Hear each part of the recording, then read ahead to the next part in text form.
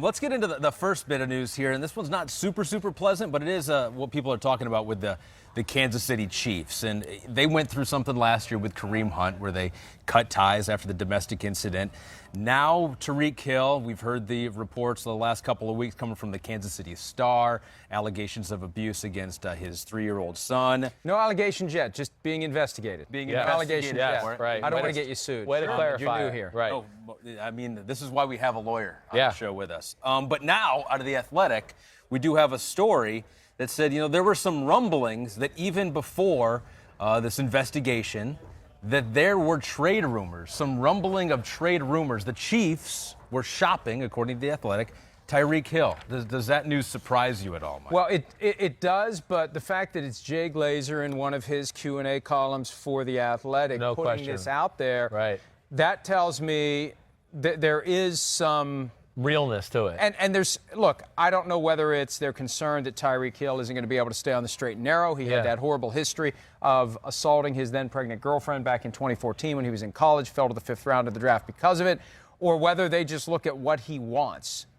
And when you look at what some of these receivers are making, and Chris and I are big fans of what Tyreek Hill can do. I think he's the most dangerous non-quarterback in the NFL. Yeah, right. He may want $20 million a year. Right. And they may look at $20 million a year for Tyreek Hill, $30 million plus a year for Patrick Mahomes. We just can't do it. We're going to trust that Mahomes will be Mahomes even without Tyreek Hill. Yeah. And if we can get a huge haul in return for him, then let's do it. And look, they traded Marcus Peters last year, and that surprised everybody.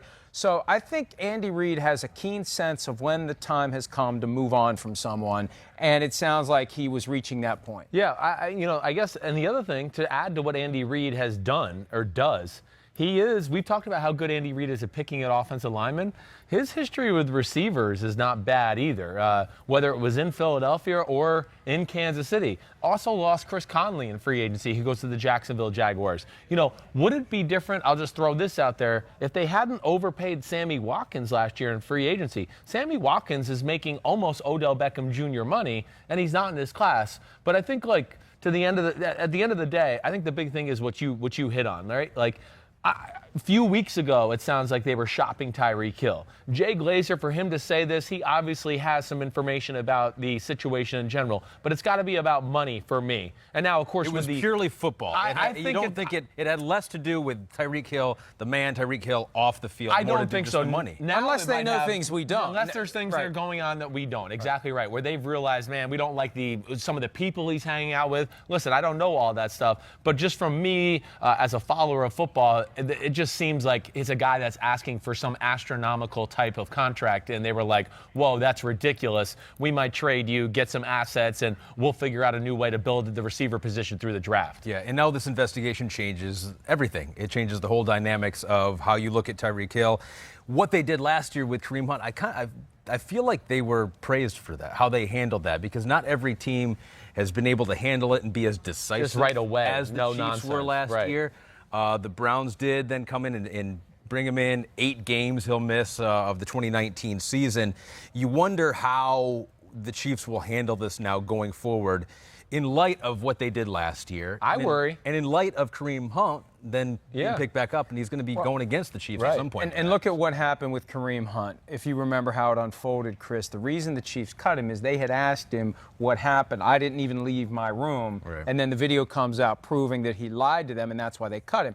The Chiefs, I would assume, at some point in the past few days have spoken to Tyreek Hill and locked in his story. Yeah. What happened? Tell us now. And if he said I didn't do anything, comes out later he did do something, that's all the more reason for them to say, see you later. Right. But then they don't have the asset and they don't get anything in return for him. And somebody else after a suspension or before, as the Browns did with Kareem Hunt, or the Redskins did with Reuben Foster. Right. Which it doesn't seem right, honestly, once proven innocent, that they can reap the benefits of all that. If he did this, if he's responsible for a broken arm inflicted deliberately on his child, I think he should be banished under the personal conduct policy. That would put him out of football for a full year, and then he could apply for reinstatement. But given his history, you throw this on top of it, and I don't know how you can just say 8 games, 10 games, 12 games. You have to banish him and then force him to prove his way back in. I'm with you there, totally. Banishment, if the allegations or anything comes up true from that standpoint. I mean, just from this is another thing.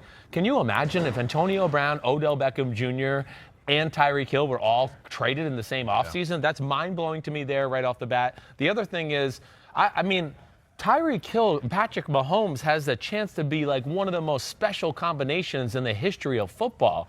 That's where I look at all these things, the trade rumors, the off-the-field issues, where it just could be disrupted. And I don't know if, the value of Tyreek Hill and what he's done for the Kansas City Chiefs can be truly quantified over the last few years. Because it's not just about yards and catches. You and I have talked about this a lot. It's his scare ability, the fear factor that he instills in other teams' defenses and game planning. Makes everyone around him better. Right. All of a sudden, Kelsey's wide open over the middle of the field, and Sammy Watkins is running a shallow cross, and nobody's worried about him because there's 3 people running deep with Tyreek Hill, and they're worried about the 70-yard bomb over the post. And, yeah, those don't go in the stat book, but they're very important things to what he does for the team. If they knew a week and a half ago what they know now, unload Tyreek Hill and trade for OBJ. Oh, my gosh, right? I mean, that would have been amazing. The team that traded, if they did know about what was happening off the field with Tyreek Hill and they traded, I mean, that's going to ruin a relationship with another team. Yeah, I'm saying if before any of it happened, because the indication from the Kansas City Star was that something happened last Thursday. So if they had been exploring a trade and had managed to work it out and turned around and picked up Antonio Brown or OBJ, that would have been a great move, especially with this that comes out afterward. And then the new team would be stuck with a potential problem. Hi, I'm Mike Tirico, and thanks for watching. Make sure to hit subscribe for the latest news and highlights from NBC Sports.